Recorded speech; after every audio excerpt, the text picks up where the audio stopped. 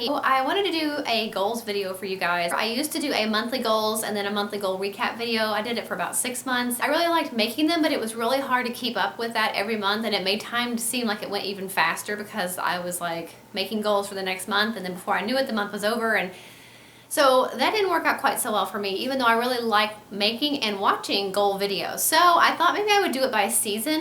So I'm gonna try it out and see how you like it. So this is my summer 2016 goals. Of course, I have more things I wanna do on my like to-do list and projects around the house and things like that. But these are kind of like the main things that I wanna try to get done this summer. So number one on my list of what I want to do this summer is to get a massage. I usually only get one a year, but I'd really like to get more. And what I would really like to have is the Massage Envy, which is the place I usually go for massages. They have a membership where it's a lot, it's like $60 a month or something like that. But you get one massage per month, or you can save a couple months worth and then get a couple things in one day. So I really would love to have that, but it is kind of a unnecessary, pricier type thing, but I really would like to have that. But if not, I would at least like to get at least one massage this summer. The main thing around my house I need to do is a complete homeschool and office reorganization. When we started homeschooling, the girls had to have somewhere to do that, and so their desks are also in my office now. And then I done a homeschool room tour a while back, and I'll link that below if you're interested. But I really need to reorganize it again on all their stuff and then my stuff as well. And if you homeschool, you know there's constantly new things coming in, new curriculum and new ways you need to set up the way you have things organized. That is my big project this summer, which is why a lot of the smaller projects that I want to do around the house I may or may not get done, or I might have to pay to have somebody else do them, just because that's going to take up most of my time. If I get it done in a somewhat timely manner, I will try to film it for you guys to get an updated homeschool room tour for you. And I will also try this time to show you my desk, how I have it organized, and my cabinets and my drawers and how everything's organized too. It's a very big undertaking, and I might maybe try to film some of the process along the way, like little kind of organized with me videos. I haven't decided about that or not yet. I talked about before how we like to have dates with the girls, and I want to make sure that I try to get at least one date with each girl this summer, and then also making sure that my husband takes each girl out by themselves once too, because it's a little harder for him with his work schedule to do that.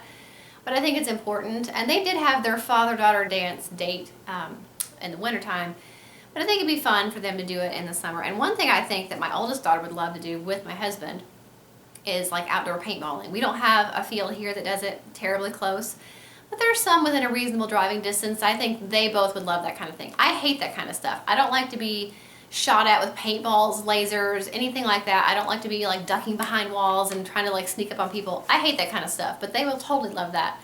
So that'd be a good thing for them to do. I also want to make sure that we take some field trips this summer. Now they're still going to be fun. I'm not going to be like school all the time, but when we ended our school year this year, we still had 13 days of instruction that we needed to complete before our year was actually officially done. I usually save those for the summertime for special field trips and things like that we do. I know one thing we want to do is to take a tour of the post office. We usually go to the zoo, so that will count. So things like that, just taking fun kind of educational field trips that we can do over the summer. I would also like to make a point to have a date with my husband. I don't think we've had a date together since our anniversary last summer. And I'm sure we'll be doing that again for our anniversary this year. But I don't know. I want to try to make more time to do that and go out with him and do things together as a couple. And not always the same thing. Like, I don't know what we would do, but we always go to a movie and dinner, a movie and dinner, a movie and dinner. I mean, I don't know what else to do because I'm not very adventurous, but I would like to maybe do something different. So if you have any suggestions, let me know. I also would like to go out somewhere with one of my friends, or some of my friends. I go out a lot with my girls. I go out a lot with my mom. And of course, they're my best friends. But as far as like non-related friends, I would like to go out with somebody, one of my friends, or have them come to my house. I used to have a friend that would come over late at night. We'd eat brownies and watch classic movies. And that was fun because I didn't have to leave my house and worry about my kids. But I still had somebody coming over that I hang out with. But whether that be the case that maybe we do that with one of my friends, or if we go out somewhere, that would be fun. Some of my friendships are a little bit newer, and so I'd like to put a little bit more of effort into maybe continuing to make that friendship grow, so that so I don't lose touch with other women and other moms and other people that I enjoy being with. Along the lines of homeschooling, I want to also make sure that I finish our homeschool prep for next year. I feel like I'm ahead of the game right now as far as curriculum goes, because my youngest daughter, who will be going into first grade in the fall, I'm pretty much done with her. I think I need to get 2 more things and I'm done with her. And then all I have to do is kind of make a schedule for her next year. My oldest daughter, there's not a lot for her either, but I do need to look over her writing curriculum and get it all organized and figure out how to use that because it's a new curriculum for us. Actually, that video probably will already be up. We're going to be using the Institute for Excellence in Writing, which I've never used before. I did a haul video, so I'll link it below. But I just want to make sure that I get that all set up and figure out what I'm doing, and again, kind of tweak her schedule a little bit. And when I say schedule, I don't want it to seem like we're very, like 8 to 8:30 is math and 8:30 to 9 is reading. You know, it's not like that. But I like to have somewhat of a flow for each day and a flow for the week.